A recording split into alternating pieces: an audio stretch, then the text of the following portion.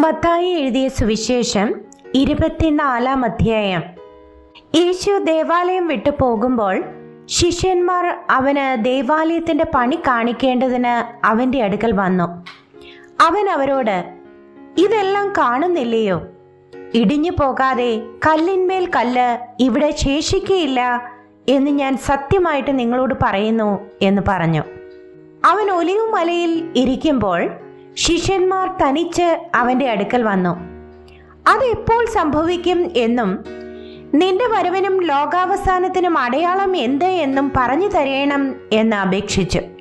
അതിന് യേശു ഉത്തരം പറഞ്ഞത്, ആരും നിങ്ങളെ തെറ്റിക്കാതിരിപ്പാൻ സൂക്ഷിച്ചു കൊള്ളുവിൻ. ഞാൻ ക്രിസ്തു എന്ന് പറഞ്ഞ് അനേകർ എൻ്റെ പേർ എടുത്തു വന്ന് പലരെയും തെറ്റിക്കും. നിങ്ങൾ യുദ്ധങ്ങളെയും യുദ്ധശ്രുതികളെയും കുറിച്ച് കേൾക്കും. ചഞ്ചലപ്പെടാതിരിപ്പാൻ സൂക്ഷിച്ചു കൊള്ളുവിൻ. അത് സംഭവിക്കേണ്ടതു തന്നെ. എന്നാൽ അത് അവസാനമല്ല. ജാതി ജാതിയോടും രാജ്യം രാജ്യത്തോടും എതിർക്കും. ക്ഷാമവും ഭൂകമ്പവും അവിടെ ഉണ്ടാകും. എങ്കിലും ഇതൊക്കെയും ഈറ്റുനോവിന്റെ ആരംഭമത്രേ. അന്ന് അവർ നിങ്ങളെ ഉപദ്രവത്തിന് ഏൽപ്പിക്കുകയും കൊല്ലുകയും ചെയ്യും. എന്റെ നാമനിമിത്തം സകല ജാതികളും നിങ്ങളെ പകയ്ക്കും. പലരും ഇടറി അന്യോന്യം ഏൽപ്പിച്ചു കൊടുക്കുകയും അന്യോന്യം പകയ്ക്കുകയും ചെയ്യും. കള്ളപ്രവാചകന്മാർ പലരും വന്ന് അനേകരെ തെറ്റിക്കും. അധർമ്മം പെരുകുന്നത് കൊണ്ട് അനേകരുടെ സ്നേഹം തണുത്തുപോകും. എന്നാൽ അവസാനത്തോളം സഹിച്ചു നിൽക്കുന്നവൻ രക്ഷിക്കപ്പെടും. രാജ്യത്തിന്റെ ഈ സുവിശേഷം സകല ജാതികൾക്കും സാക്ഷ്യമായി ഭൂലോകത്തിലൊക്കെയും പ്രസംഗിക്കപ്പെടും. അപ്പോൾ അവസാനം വരും. എന്നാൽ ദാനിയേൽ പ്രവാചകൻ മുഖാന്തരം അരുളി ചെയ്തതുപോലെ ശൂന്യമാക്കുന്ന മ്ലേച്ഛത വിശുദ്ധ സ്ഥലത്തിൽ നിൽക്കുന്നത് നിങ്ങൾ കാണുമ്പോൾ വായിക്കുന്നവൻ ചിന്തിച്ചു കൊള്ളട്ടെ.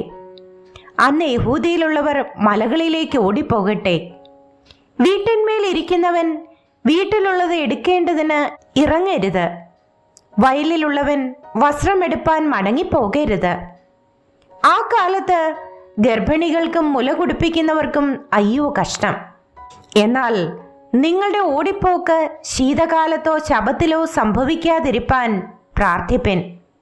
ലോകാരംഭം മുതൽ ഇന്നുവരെയും സംഭവിച്ചിട്ടില്ലാത്തതും ഇനിമേൽ സംഭവിക്കാത്തതുമായ വലിയ കഷ്ടം അന്നുണ്ടാകും. ആ നാളുകൾ ചുരുങ്ങാതിരുന്നാൽ ഒരു ജഡവും രക്ഷിക്കപ്പെടുകയില്ല. വൃദ്ധന്മാർ നിമിത്തമോ ആ നാളുകൾ ചുരുങ്ങും. അന്ന് ആരാനും നിങ്ങളോട് ഇതാ ക്രിസ്തു ഇവിടെ അല്ല അവിടെ എന്ന് പറഞ്ഞാൽ വിശ്വസിക്കരുത്. കള്ളക്രിസ്തുക്കളും കള്ളപ്രവാചകന്മാരും എഴുന്നേറ്റ് കഴിയുമെങ്കിൽ വൃദ്ധന്മാരെയും തെറ്റിപ്പാനായി വലിയ അടയാളങ്ങളും അത്ഭുതങ്ങളും കാണിക്കും. ഓർത്തുകൊള്ളുവിൻ, ഞാൻ മുൻപ് കൂട്ടി നിങ്ങളോട് പറഞ്ഞിരിക്കുന്നു. ആകയാൽ നിങ്ങളോട് അതാ അവൻ മരുഭൂമിയിൽ എന്ന് പറഞ്ഞാൽ പുറപ്പെടരുത്. ഇതാ അറകളിൽ എന്ന് പറഞ്ഞാൽ വിശ്വസിക്കരുത്. മിന്നൽ കിഴക്ക് നിന്ന് പുറപ്പെട്ട് പടിഞ്ഞാറോളം വിളങ്ങും പോലെ മനുഷ്യപുത്രന്റെ വരവാകും. ശവമുള്ളയിടത്ത് കഴുക്കൽ കൂടും. ആ കാലത്തിലെ കഷ്ടം കഴിഞ്ഞ ഉടനെ സൂര്യൻ ഇരുണ്ടുപോകും, ചന്ദ്രൻ പ്രകാശം കൊടുക്കാതിരിക്കും, നക്ഷത്രങ്ങൾ ആകാശത്തു നിന്ന് വീഴും, ആകാശത്തിലെ ശക്തികൾ ഇളകിപ്പോകും. അപ്പോൾ മനുഷ്യപുത്രന്റെ അടയാളം ആകാശത്ത് വിളങ്ങും. അന്ന് ഭൂമിയിലെ സകല ഗോത്രങ്ങളും പ്രലാപിച്ചും കൊണ്ട് മനുഷ്യപുത്രൻ ആകാശത്തിലെ മേഘങ്ങളിന്മേൽ മഹാശക്തിയോടും തേജസ്സോടും കൂടെ വരുന്നത് കാണും. അവൻ തന്റെ ദൂതന്മാരെ മഹാകാഹളധ്വനിയോടും കൂടി അയക്കും. അവർ അവന്റെ വൃതന്മാരെ ആകാശത്തിന്റെ അറുതി മുതൽ അറുതി വരെയും 4 ദിക്കിൽ നിന്നും കൂട്ടിച്ചേർക്കും. അത്തിയെ നോക്കിയൊരു ഉപമ പഠിപ്പേൻ. അതിന്റെ കൊമ്പ് ഇളതായി ഇല തളിർക്കുമ്പോൾ വേനൽ അടുത്തു എന്ന് നിങ്ങൾ അറിയുന്നുവല്ലോ. അങ്ങനെ നിങ്ങൾ ഇതൊക്കെയും കാണുമ്പോൾ അവൻ അടുക്കെ വാതിൽക്കൽ തന്നെ ആയിരിക്കുന്നു എന്ന് അറിഞ്ഞുകൊള്ളുവിൻ. ഇതൊക്കെയും സംഭവിക്കുവോളം ഈ തലമുറ ഒഴിഞ്ഞു പോകയില്ല എന്ന് ഞാൻ സത്യമായിട്ട് നിങ്ങളോട് പറയുന്നു. ആകാശവും ഭൂമിയും ഒഴിഞ്ഞു പോകും, എന്റെ വചനങ്ങളോ ഒഴിഞ്ഞു പോകയില്ല. ആ നാളും നാഴികയും സംബന്ധിച്ചോ എന്റെ പിതാവ് മാത്രമല്ലാതെ ആരും സ്വർഗത്തിലെ ദൂതന്മാരും പുത്രനും കൂടി അറിയുന്നില്ല. നോഹയുടെ കാലം പോലെ തന്നെ മനുഷ്യപുത്രന്റെ വരവും ആകും. ജലപ്രളയത്തിന് മുൻപുള്ള കാലത്ത് നോഹ പെട്ടകത്തിൽ കയറിയ നാൾ വരെ അവർ തിന്നും കുടിച്ചും വിവാഹം കഴിച്ചും വിവാഹത്തിന് കൊടുത്തും പോന്നു. ജലപ്രളയം വന്ന് എല്ലാവരെയും നീക്കിക്കളയുവോളം അവർ അറിഞ്ഞതുമില്ല.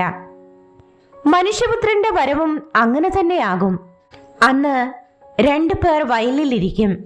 ഒരുത്തനെ കൈക്കൊള്ളും, മറ്റവനെ ഉപേക്ഷിക്കും. 2 പേർ ഒരു തിരികല്ലിൽ പൊടിച്ചുകൊണ്ടിരിക്കും. ഒരുത്തിയെ കൈക്കൊള്ളും, മറ്റവളെ ഉപേക്ഷിക്കും. നിങ്ങളുടെ കർത്താവ് ഏതു ദിവസത്തിൽ വരുന്നു എന്ന് നിങ്ങൾ അറിയായ്ക കൊണ്ട് ഉണർന്നിരിപ്പിൻ. കള്ളൻ വരുന്ന യാമം ഇന്നതെന്ന് വീട്ടുടയവൻ അറിഞ്ഞു എങ്കിൽ അവൻ ഉണർന്നിരിക്കുകയും തൻ്റെ വീട് തുറക്കുവാൻ സമ്മതിക്കാതിരിക്കുകയും ചെയ്യും എന്ന് അറിയുന്നുവല്ലോ. അങ്ങനെ നിങ്ങൾ നനയ്ക്കാത്ത നാഴികയിൽ മനുഷ്യപുത്രൻ വരുന്നത് കൊണ്ട് നിങ്ങളും ഒരുങ്ങിയിരിപ്പിൻ. എന്നാൽ യജമാനൻ തൻ്റെ വീട്ടുകാർക്ക് തൽസമയത്ത് ഭക്ഷണം കൊടുക്കേണ്ടതിന് അവരുടെ മേൽ ആക്കി വെച്ച വിശ്വസ്തനും ബുദ്ധിമാനുമായ ദാസനാർ? യജമാനൻ വരുമ്പോൾ അങ്ങനെ ചെയ്തു കാണുന്ന ദാസൻ ഭാഗ്യവാൻ. അവൻ അവനെ തനിക്കുള്ള സകലത്തിന്മേലും യജമാനനാക്കി വെക്കും എന്ന് ഞാൻ സത്യമായിട്ട് നിങ്ങളോട് പറയുന്നു.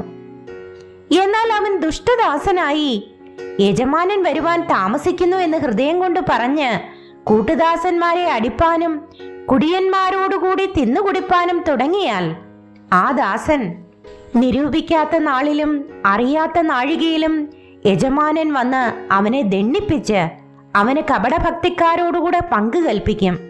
അവിടെ കരച്ചിലും പല്ലുകടിയും ഉണ്ടാകും.